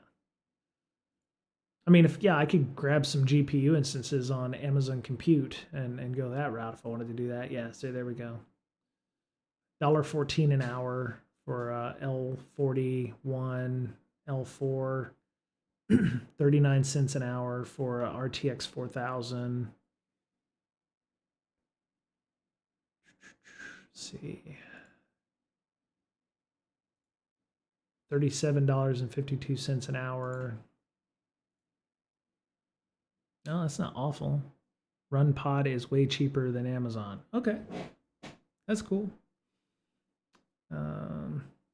So I'm assuming this is if you buy a 6-month block, it's only 97 cents an hour instead of $1.14 an hour if you just do it on demand.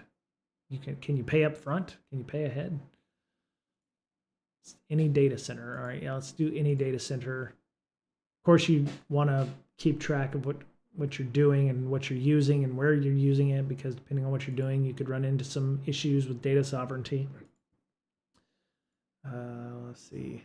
Oh, it's probably more expensive if you're using NVMe. Oh yeah, it's way more expensive. No, it's not. It's about the same. It is the same. Okay. Any CUDA versions? Okay. Wow, you're getting pretty particular about your CUDA versions here on your run pod. So that's how I train my AI. The H100s are 30,000 each to buy and are set, but are selling for double. Jesus. Good Lord, that's expensive. $469 an hour. So they're basically subletting a $30,000 H100 to somebody for $5 an hour. Oh, these are currently unavailable, low availability, medium availability. So you have to go to well, the L40s currently unavailable, high availability for a 4090. So you can get a 4090 for $0.74 per hour US. That's not bad. That's not bad. Oh, they got more options down here. Okay, so here's a 3090, 24 gig of VRAM for 44 cents an hour. 4090 is useless. So, okay, so Lady P, when you say it's useless, does that mean it's just going to take you like scads longer to do your thing? Look for the A180. Okay. There, right here. $1.99 an hour on demand. 80 gigs, 125 gig of RAM, 8 virtual CPUs. Low availability. Oh. So is it a first come, first serve kind of thing here for RunPod? It's all about that VRAM. Okay. Okay. VRAM being not virtual RAM, it's be video RAM in this case, I'd imagine.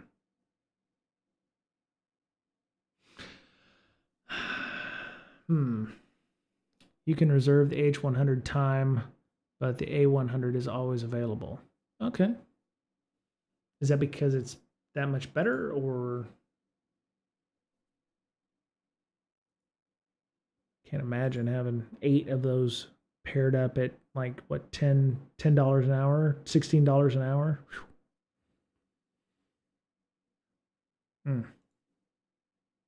Serverless. Start building.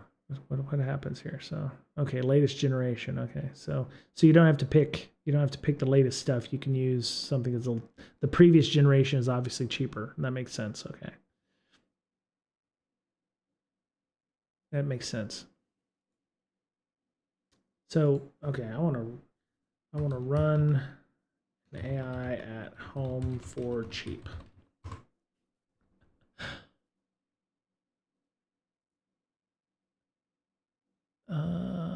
Alpaca does the trick for me. Okay, so there's Alpaca. Run a fast GPT-like model locally on your device. The screencast below is not sped up and running on an M2 MacBook Air with 4 GB of weights. Okay. Tell me about alpaca. Alpacas. Vicunas, yeah. Not alpaca. Look at Mistral Mist instead. See, there's just so many though. So,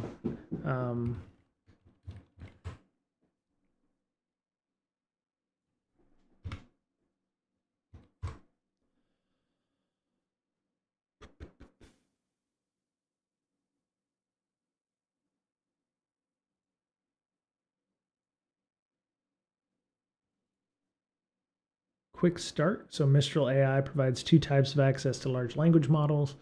An API providing pay-as-you-go access or open source models available under the 2.0 Apache license, available on Hugging Face or directly from documentation.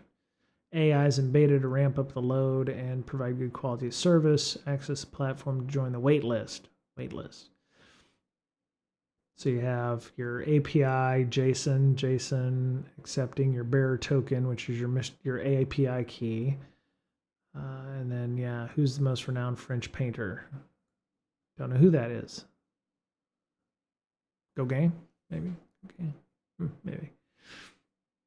Interesting. And they have a Discord community, of course. Okay.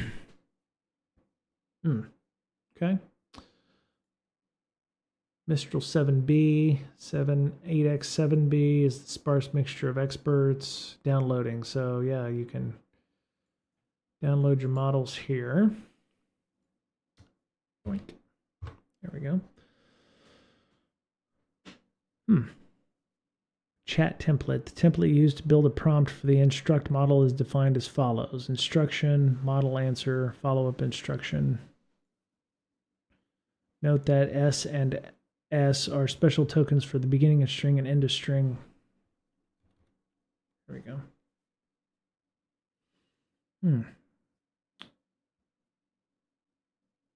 So Lady P, just for that would be great. You know, we can talk about that offline.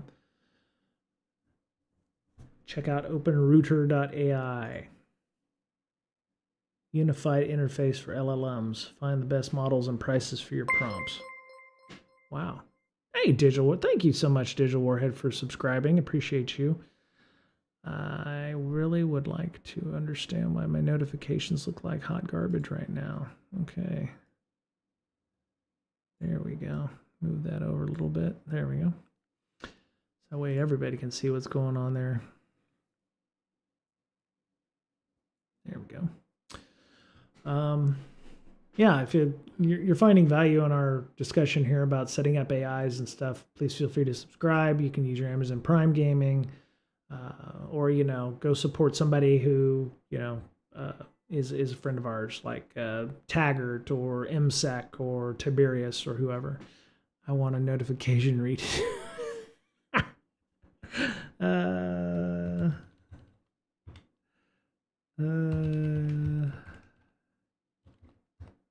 There we go. I'll give you a shout out there, Digital Warhead. So yeah, I've got a lot to look at with regards to what, you know, 266 million tokens mean, and just in the last 24 hours, or 6.8 billion tokens from Spicy Chat.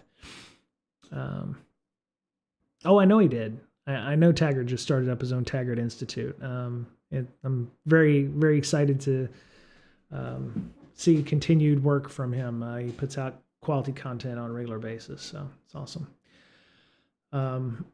The other thing I was like, oh, AIs might be interesting for like role-playing games, to be like that DM that doesn't exist, or if you just need somebody to add a little flavor, a little context, you know, give me a description of a dark and stormy night or something like that. Token is typically half a word. Wow, that's a lot of words. 6.8 billion tokens. That's nuts. Novel crafter, your personal novel writing toolbox. Never get ghosted again. Spicy Chat AI, of course. Character chat and roleplay. See, yeah, there you go. It didn't take long for... okay, back up. Yeah, we're not... I'm thinking they mean roleplay in a different way. So, yeah, probably I want to leave that one alone. I'm thinking, you know, Dungeons and Dragons, and they're thinking, you know, naughty pirate or whatever, so... Naughty pirate. I don't know where naughty pirate is. exactly, D-dubs. Yeah. Oh. Yeah. Well, thank God they put the hey, I'm under or over 18 thing in there. Jesus, that would have been interesting to pop that up, especially on my live chat here, or my live stream. So cool. Yeah, a lot of good stuff here to look at and look through and look for, and yeah, I think solo RP or solo role playing on Reddit has several links to augmenting your DMs with like solo role play using an AI or something like that. So good times. Anyone else here use AI in some way that isn't security related, or are you using it to write papers or something like that?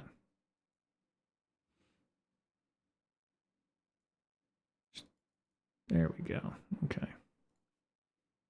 I used Claude AI to write a chat, or GPT-4 DM. Oh, okay. Very cool. All right. Yeah.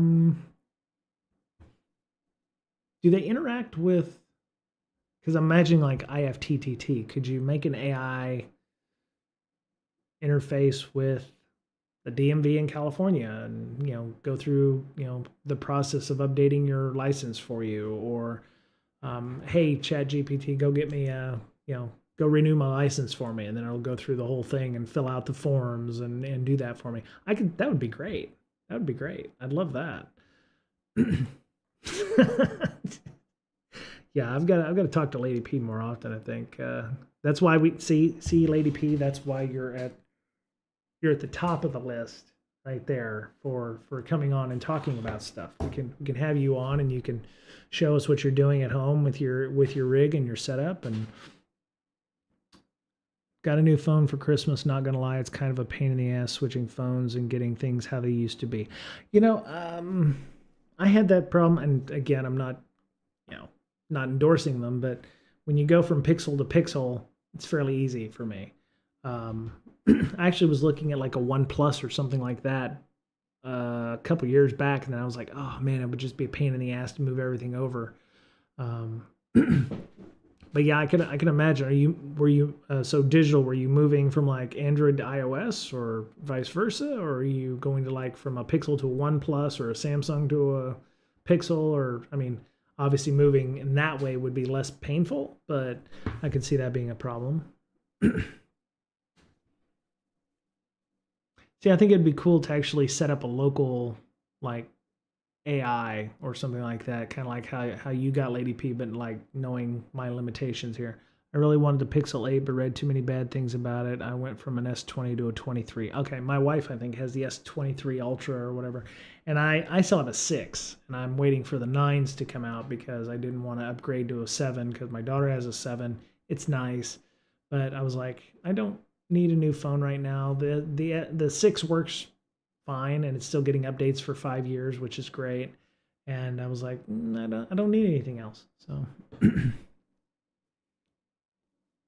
I use the Pixel 7 Pro because then I can run graphene on it instead. Yeah, you can.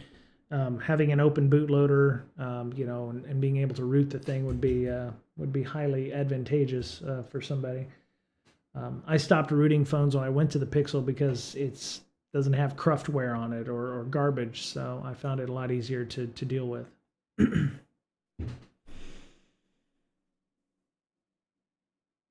Oh, this does not work. I was like, whoa, I know that was a name, a Slack message. Okay. All right.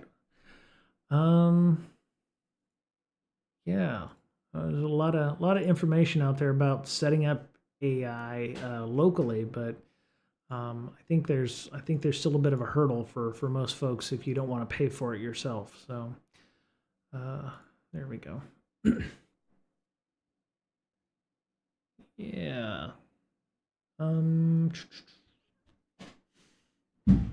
Yeah, I'm just interested in seeing how this New York Times, to go back to where we started talking about AI, the lawsuit's going to be interesting.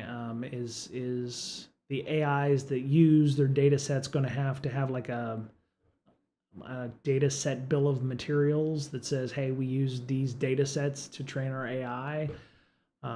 What happens if the AIs get smart enough to, train their own AIs? Or, what's that going to look like?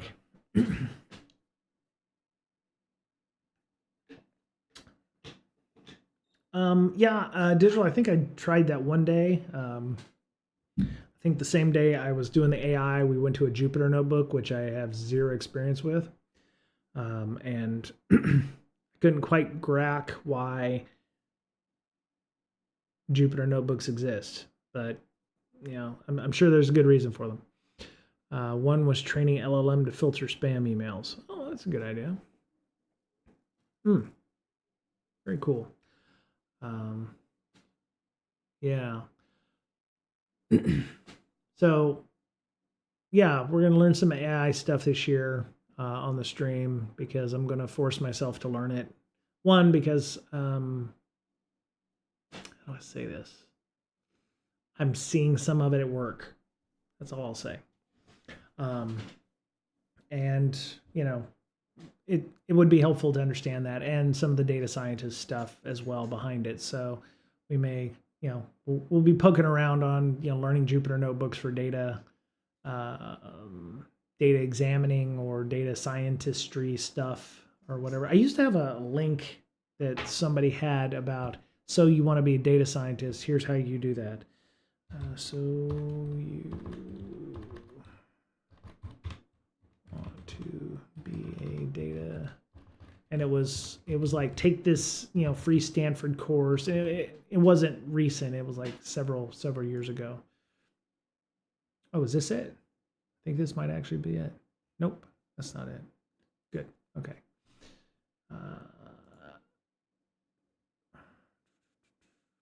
Data now. Oh, sorry. There we go. Technical skills: Python, R, statistics and math, SQL and NoSQL, data visualization, machine learning. Yeah, any one of those things will take me years to learn. Yeah. See, I like the soft skills: teamwork, problem solving, business acumen. See, I'll just hire people that know this shit, and then I just find people. I can do some of this, and I'm just a manager. I'll just find somebody who can do that shit. Data wrangling, visualization, data wrangling in Python with pandas. Cheat sheet for more information. Doink. Work on your statistics, math, and machine learning skills. Understand databases. Yeah. You've got SQLite, Postgres, MySQL. Yeah, you've got key value pair systems that you can use. Learning to work with big data. PySpark. Meet fellow data scientists. We actually have a meetup here in the San Diego area for like data scientists. So might be interesting to go and show up and see wild and crazy people that are data scientists. So educational paths to becoming a data scientist. There's certifications, undergrad, masters, or data science boot camps. Okay.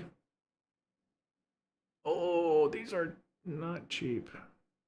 Yeah, for a master's degree. Problem is, it feels like the boot camp, every company is going to be looking for somebody with a degree instead.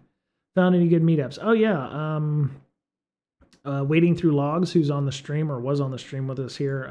They do a local DEF CON meetup in Escondido at the Round Table. There's somebody who does. It's like he does. Let's see, where is it? There's a local cyber meetup, but it was started by the guy who does like CISO Online or something like that.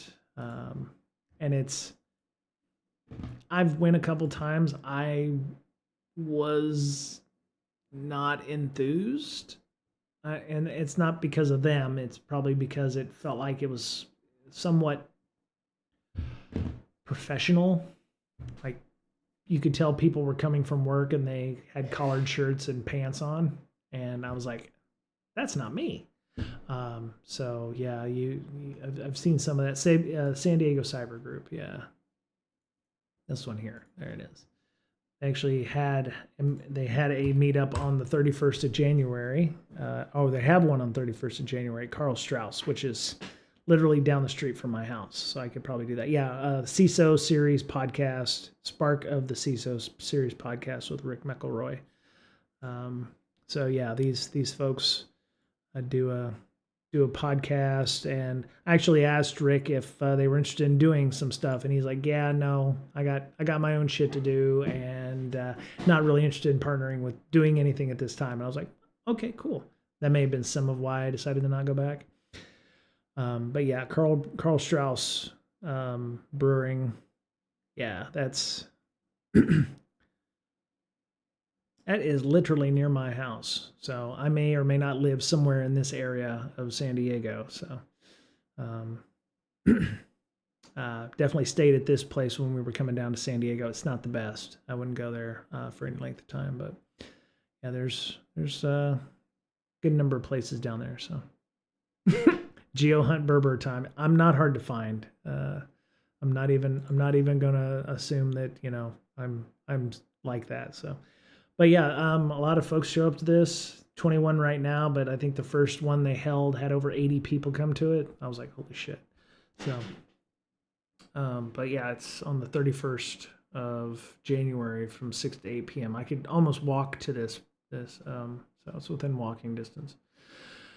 But yeah, I mean, there's quite a few in the San Diego area. You have your DEF CON meetup. We have the B-side stuff. Taco Con happens once in a while. You have to get on the Twitter link for that. But yeah, I think the community is what you make it, and you just have to find it. Seattle has one too. It's just traffic is problematic. So, but yeah. Yeah, maybe at some point I'll decide, it's time to do another meetup, but it will not be this day. I think I like being able to attend without having to be the person who has to organize the whole thing. So, it's just nice to not be the organizer of something for a while. So.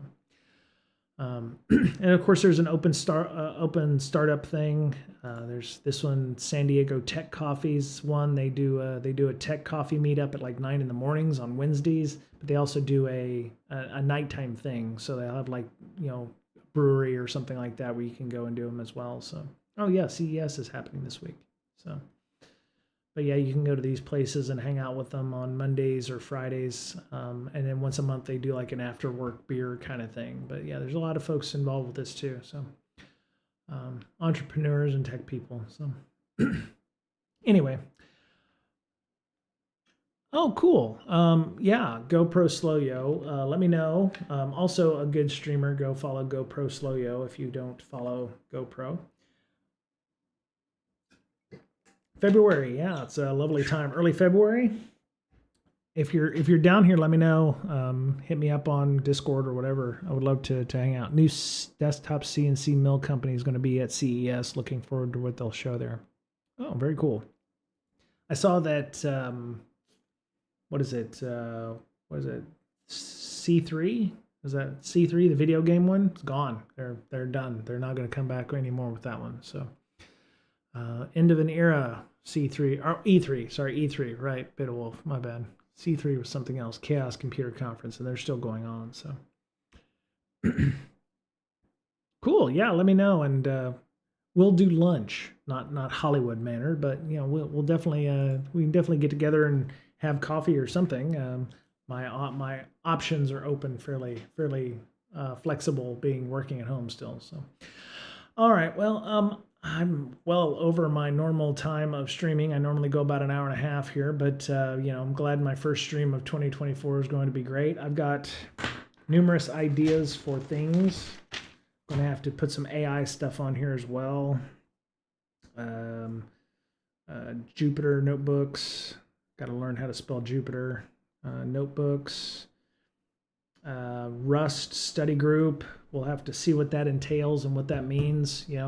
Could be that maybe I'm not the one running the stream that week. I'm just kind of facilitating, but we'll definitely do some Rust. We'll see if people are interested in doing that. I'll put something up on the Discord if people are interested in doing Rust, or we'll figure out what we can do with that. And yeah, so like I said, let's go pass the buck on here. So I think Sid Heresy is online still. So let's go raid Sid. And I will see everybody on Friday. I have to go get tires tomorrow for my car because I have a nice gigantic screw in one of my tires, which sometimes would be good, gigantic screw, but not an entire. And yeah, see you all on Friday. And until then, have a great rest of your week. And we'll see you all as soon as we can. And thank you, everybody. Thanks to Taggart for the raid. And yeah, have a great day, y'all.